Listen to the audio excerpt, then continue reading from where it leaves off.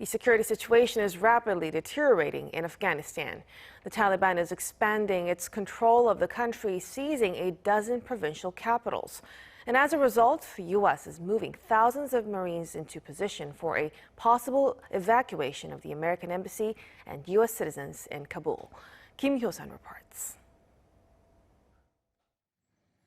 As the Taliban expands its control across Afghanistan, it has reportedly captured the country's third largest city and a major urban center in western Afghanistan.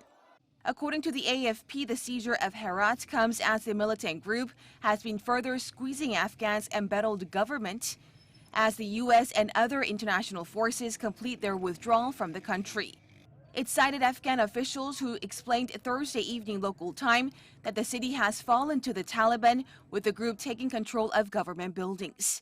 Witnesses say that they heard sporadic gunfire at one government building, after which the entire city fell silent. This came just hours after the armed group took control of Ghazni, which sits along one of the country's major highways connecting Kabul.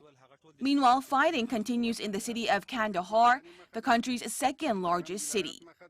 The country's 12 provincial capitals are now under Taliban's control as of Thursday, according to CNN.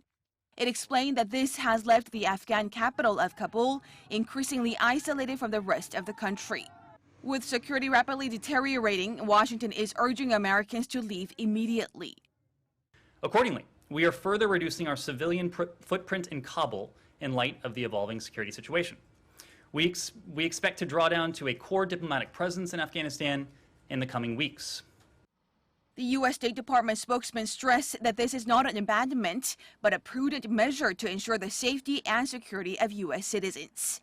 While there are some 650 troops in Afghanistan to support U.S. diplomatic security, the Pentagon is set to deploy 3,000 additional troops to safeguard the removal of American civilian personnel from the country.